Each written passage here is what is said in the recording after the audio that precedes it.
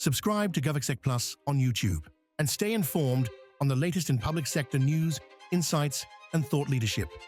Scan the QR code now or search for GovExec Plus on YouTube.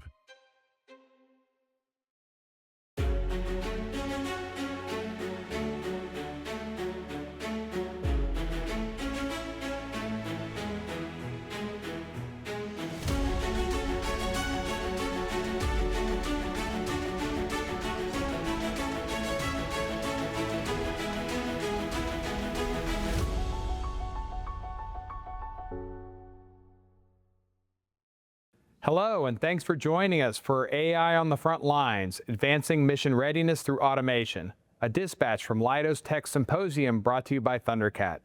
I'm Tom Suter, President of ATARC, and I'll be your host for today's conversation.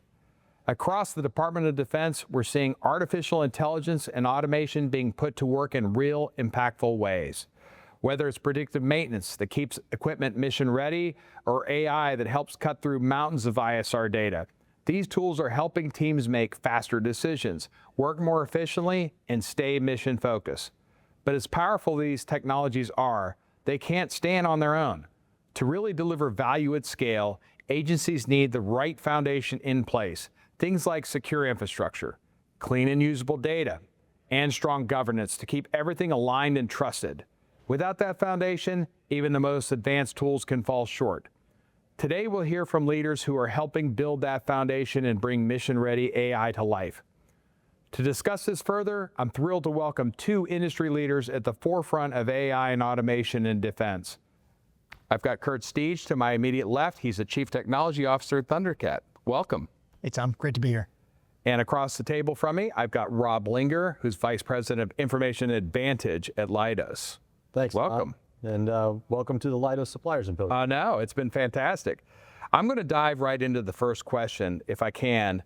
And the question is, how can the Department of Defense rethinking what operational efficiency looks like with AI and automation in the mix, especially as we go through these reductions in workforce and things like that? If I can start off with you, Kurt, that'd be fantastic. Sure. I mean, I guess the interesting thing there is like it's kind of the 80-20 rule, or even I even flip it around, 20-20-80 rule, kind of more like that, because like what they're trying to do is focus on the 20% of the AI applications that can handle the 80% of the mission, right? So how much can you get in that space in order to handle as much as possible? Once you get through that, then you can start to iterate through sort of smaller things that will, kind of dead those last little bits of mission value there. Yeah. And Rob? Yep, I agree with all of that. And some of the foundational things that we're seeing is that there's a number of capabilities that we want to bring to bear within our customer space that's going to help accomplish the mission.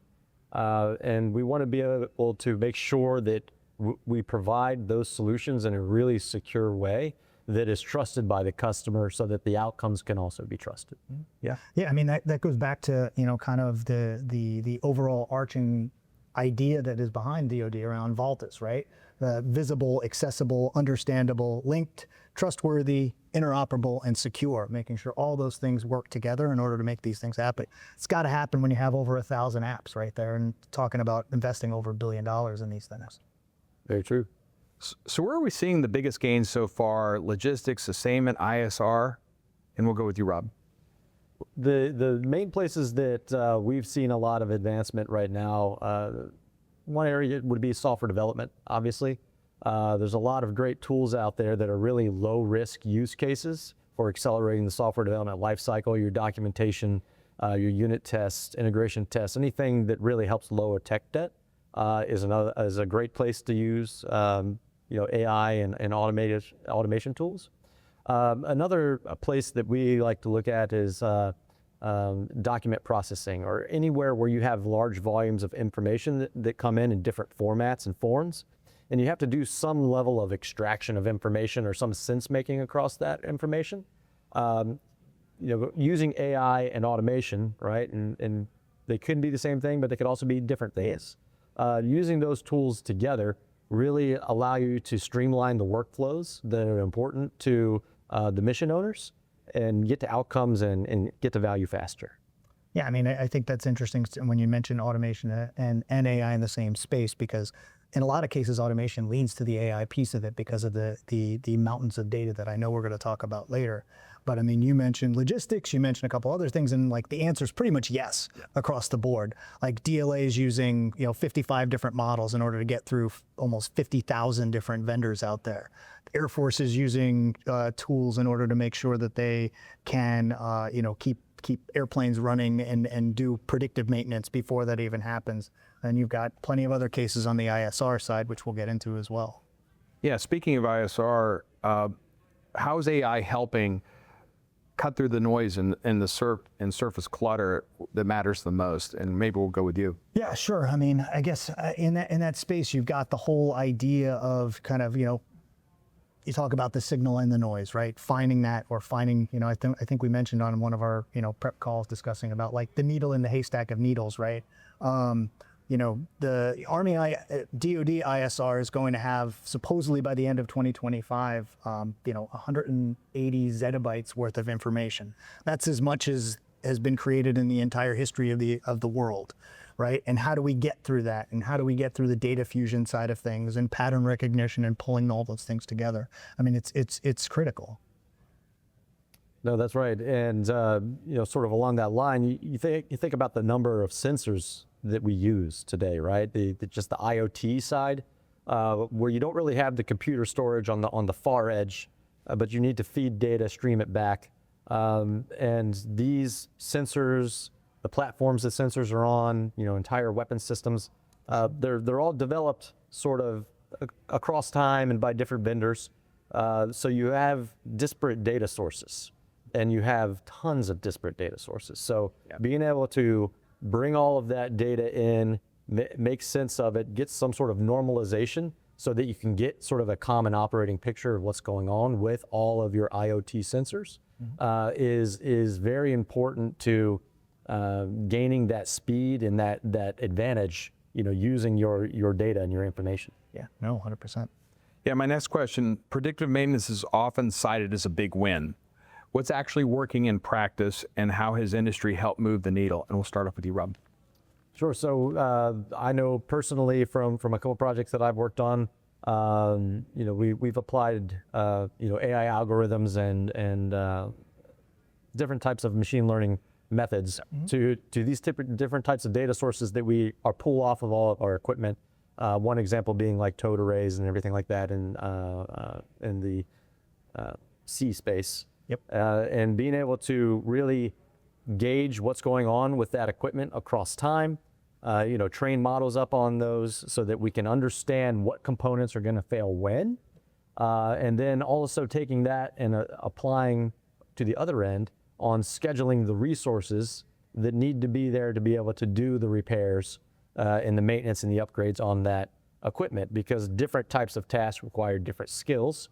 And so if you apply your advanced machine learning algorithms to both sides of the problem, you're not only optimizing when you do your repairs on your equipment and what type of equipment that you need to have on hand to do the repairs, but you can also manage your human capital to make sure that you're being very efficient with how you schedule your people's time, and you have the right people at the right place at the right time.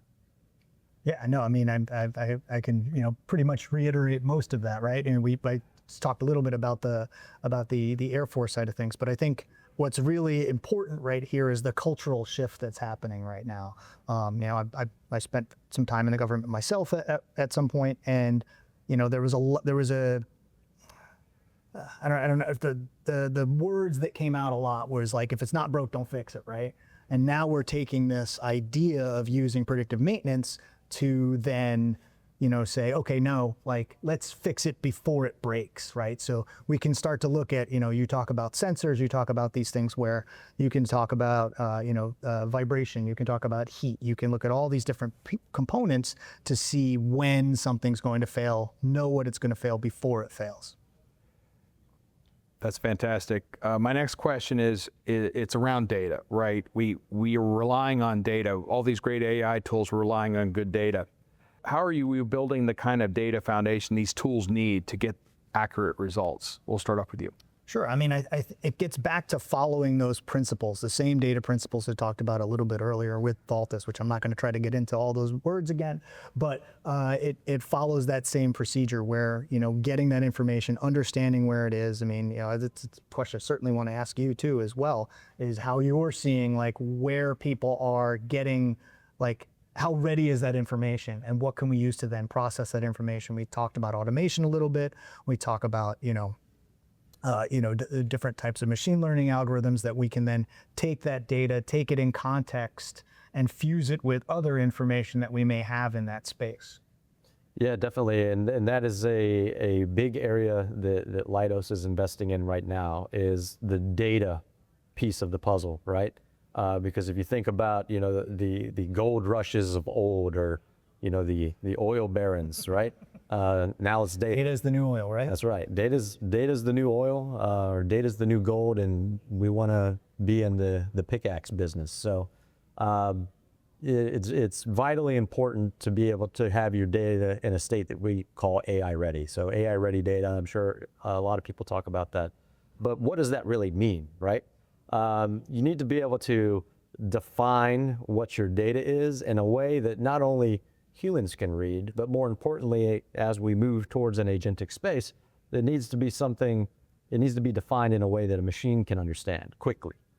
And being able to pull all of that data together and have it defined, have your lineage ready for your data, and your governance tied in, all sort of wrapped in metadata, is vitally important to being able to not only run your algorithms against that information, but then to use that for the security side as well. You talk about your role-based access control, attribute access control, and we think about those things very much from a human-centric point of view right now, especially you think about the zero trust framework and everything that goes into that.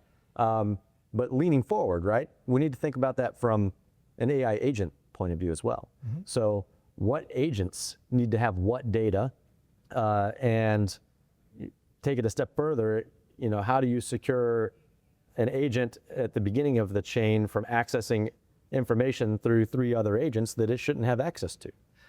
So it is a big security question, but it all comes down to how you curate and manage your data. Yeah, and what frameworks you use for governance, and then how you're going to process that at the edge. I mean, that's the sort of that explosion of information, that change in the way that things are processed on the edge, right? Yep. So that you start pre-processing there, understanding, tagging it what you need right there before you get it back to, the mothership at the end, right? Exactly, and another great point to sort of lean on there is because you said it, right? An explosion of data. That's a lot of data, right? Mm-hmm. So one, you got to have your infrastructure right, but then you're talking about storage. I mean, how many times do we want to duplicate this data, right? Ideally, you don't. Yeah. So what kind of infrastructure are you using to really be able to compress and reduce the load of data that you're maintaining across time? And then how do you make that shareable and accessible across all the systems that would gain value from using that data? Mm-hmm. Agreed. Great. Thanks, Kurt and Rob, for those great insights. When we come back, we'll continue the conversation and explore the building blocks that make AI work at scale, from low-code tools and API integration to security and governance. Stick with us. You're watching AI on the Front Lines, advancing mission readiness through automation on GovExec TV.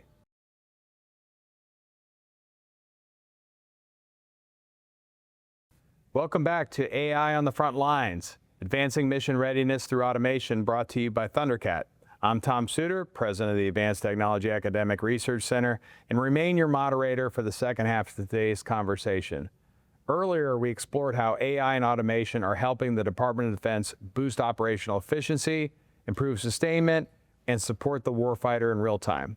Now we're going to shift gears and talk about what it takes to scale these capabilities, from data structure and low-code tools to secure APIs and governance. Please welcome back Kurt Steege, Chief Technology Officer at ThunderCat, and Rob Linger, Vice President of Information Advantage at LEIDOS. Our next segment and my next question is, what have you learned about structuring data to make it usable for AI applications? We're going to stay on the data track, and maybe we'll start off with you, Kurt. Oh, sure. So, like we look at this about, I mean, and it's kind of where we're still on this data track. We're still talking about data standardization, like understanding with using multiple ways of doing it. So we can have very structured data where we know we're pulling it in from structured locations, like and databases and things like that.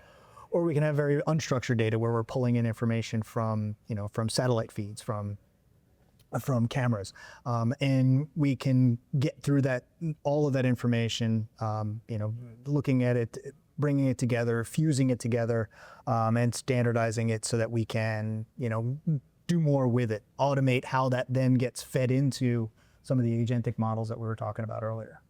Yeah, definitely. And sort of the angle that I prefer to take on it is I like to define what the code is, or not the code, but the data is using code, right? So, think about a YAML file or something like that to create those data definitions. So then you can have a like structure and a place for context that applies to both your structured and your unstructured data alike.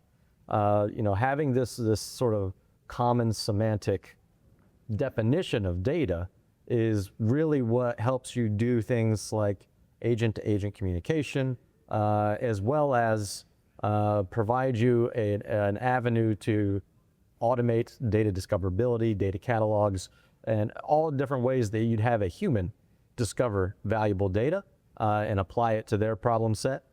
We want to do the same thing also for agents now at this point. Yeah, I mean, context is key. That's right. All this space, right? Or king. Context is king. Sure. So these tools are sprouting up everywhere. They're evolving. How do you think about governance and maintaining trust in AI-driven decisions? How do you trust what's coming out of that AI? We'll start up with you. So it depends on which type of AI you're talking about, right? If we're talking LLMs, we're talking about something that at the end of the day is probabilistic. So you can do some work with guardrails and you can do some stuff with ensuring that context is there. But at the end of the day, right, it's all probabilities, and it's hard to get the exact outputs that you want, let's say, from an LLM. So you have to be sort of comfortable that you can frame your problem space in such a way that you can have a fuzzy input and get sort of a directed, expected output from that thing. Now, if you're talking something more deterministic, then obviously it's a bit more simple. But at the end of the day, what it comes down to is, we're talking about trust here. So you have to understand what the possible inputs could be, and that's harder sort of than the LLM space. But you can kind of have an expectation for what the outputs are going to be. But you need to be able to trust your data all the way back to the source. So you have to have the lineage of that data. You have to understand the provenance of that data. So the governance, and then tied directly into that, the security of your data is vital to be able to build an end-to-end trusted system. Great. Yeah, I mean that's the whole premise behind a lot of the recent information and regulations coming from different areas, from the top levels of the government about explainable AI.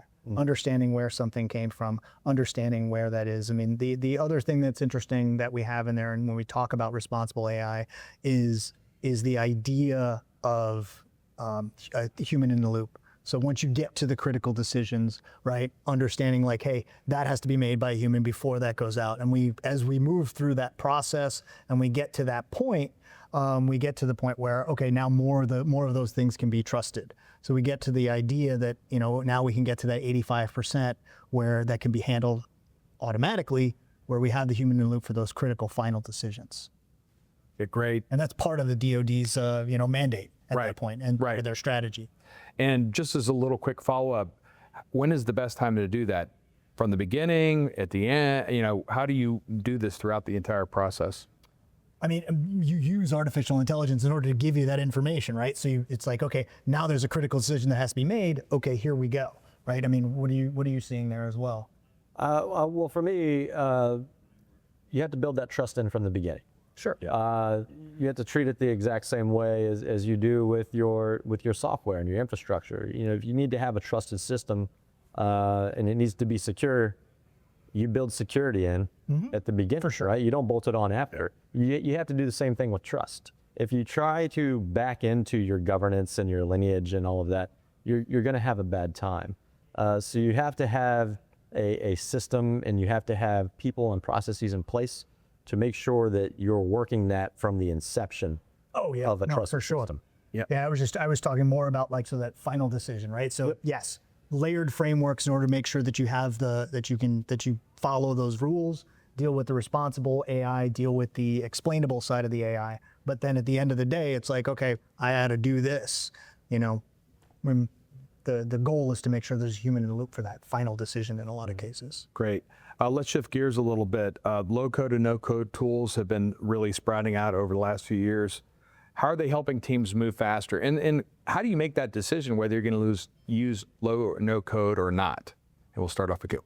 Well, I think the nice thing, the really interesting thing about low-code, no-code is the democratization of that of tools right now. So you can actually have you know, citizen participation, different groups, and do that. But I think it kind of is also incumbent on how you've set everything up before then in order to make that happen. So the low-code, no-code side of things is great once you're at a certain point. But before you get to that point, and I know this is something I know you want to touch on because I know we had that conversation before, you know, you have to be ready to do that as well. Yeah, so this is a topic that is ever evolving for me, right? And I find it kind of entertaining because you know, I sort of come from the pro code side of the house. I've always been a custom build guy. But your low code, no code tools, like you said, really democratizes who can develop capability. But again, just like with AI systems and data science, machine learning, it's predicated on having the information in a certain format up front, right? And I've often found that the low code, no code allows you to move really quick to a really good solution. But if you need to customize, then that's when you're going to have to jump into pro code. Yeah. Now, what I find super interesting about sort of the low code, no code space right now is that LLMs and the capabilities that are out there now have sort of democratized coding to a certain degree. Not systems engineering, right? But you know, being able to spike something out and see if an idea would work. Yeah. That's sort of been democratized through the use of AI now. So it's almost like the first pass or your MVP of coding is almost a low code, no code exercise, even in pro code. Yeah, I mean the vibe coding world and all those other things. So like, and as you're saying before, like the pro code side of it, if you don't have the pro code side first and you get through that, in a lot of cases you can't get to the low code, no code. I think it's a fascinating way to do things right now, and how that can work out. But I kind of see the space evolving, right? Because a lot of your low code, no code platforms now are making a shift into being agentic platforms, right? So they're providing the agents. But the space where you play now in sort of the pro code world are the agents need to have tools to provide value. And the tools are where you embed your mission knowledge and your understanding of the problem set. So you can still use your pro code skills and your pro code engineers and developers to really create the bespoke customized tools that our customers need and allow the agents to use those tools to solve problems. And that harkens back to the previous question when we talk about making sure we have governance and frameworks in the space, right? Because you can build that in with your pro code folks, right? Build all that into the platform that you're using for low code, no code. That way you have less of a risk when you start doing the low code, no code, because you've built the frameworks and the governance into the space. Yep, super interesting. My next question is really, how is secure API integration playing a role in making your systems more flexible and connected? And this has really changed over the last few years. It has. So obviously, if you have data and you want that be information and knowledge, you want to share that. You know, how do you spread the love, right? And so generally, we're talking about APIs. Now, there's other concepts that have come to light now. Your MCP protocols, your A2A protocols. All with slightly different use cases, but they all sort of fall under that information sharing interface off of a code base or a repository of knowledge or your data. So those are not only vital, right, to being able to share the information, but that is also the entire vulnerability footprint, right? Because having an API or having a MCP server, A2A endpoints, that implies that there is a connection. And whenever you have a connection, you have a footprint for vulnerability. And that's where your cybersecurity operations become vital to putting these systems together. Yeah, I mean, we had a couple of different things when we talked about sensors, and I talked earlier a little bit about, you know, some of the stuff that the Air Force is doing. And I mean, these are all separate systems in a lot of cases, right? And you're trying to go back and forth between them. You can't do this without, you can't have the connectivity without the APIs and working through that space. So I think it's critically important in that space to have all those things and really be able to secure them. And there's very good guidance on how to do that at this point. So my last question, I'm going to make each of you king of the government for a day. If you could speed up progress in just one area of AI adoption, what would it be, and how can the industry help make that happen? Kurt. It's tough to come up with one. I have two. Yes, okay. And so one of the interesting things that I remember hearing about in March during NVIDIA GTC was the idea of dual factories for everything that's happening, right? So one of the areas where things are going, like we've talked about this data explosion, we've talked about the explosion of technology that's happened at this point, right? In order to make this happen, data centers need to catch up, right? So we need to be able to kind of get to that point where we're dealing with, you know, liquid cooling. We're dealing with power envelopes that are completely unseen at this point, right? And we're getting to that point. So that's one area. The other area that I'll just throw in real quick is the idea of classification. Yeah. You know, we've got information, we've got data. You're gonna be pulling as you go through any of these types of things. LLMs, you have unclassified LLMs, you have classified LLMs, you have top secret LLMs, right? Sure. And we're starting to see these things where you need to pull both information, and sometimes just pulling in two unclassified sources is going to get you to a classified source, right? So how do we do that? And those are the two areas. So the actual hardcore infrastructure side of things, and then derived classifications and how we manage that. I think that was two edicts. I know, sorry. Rob. Hopefully I didn't take one of Rob's. No, I mean, I agree, but I think where I would really lean into, again, sort of, is probably on the data space. And it's not so much a, you know, make anybody do anything faster, right? Because our customers they're in go fast mode right now, right? They're leaning forward and we're here to help. But some of the things that I would say, and I actually say this to all of my customers, is own your data, right? Like, don't give up ownership of your data. Don't do that. Always maintain ownership of your data. But at the same time, you want to democratize the capability of sharing that data to other areas that would find value and be able to gain an acceleration to their mission. It's sort of the if only we knew what we knew type problem. We have so many great How many customers. times have you heard that in the news, right? Yes. And we knew what we knew already, right? Exactly, and it's something that we say at LEIDOS all the time. And actually, just a throwback real quick, it's one of the reasons we have the supplier symposium. Yeah. Is because we want to bring all of the folks that we're working with from industry together for you know, all of the LEIDOS employees to come in and understand who's working with who, what's out there, what's possible. Yeah. But back to the point. You have to maintain ownership of your data, right? Because your data is your lifeblood, and that is where all of your knowledge and information lives.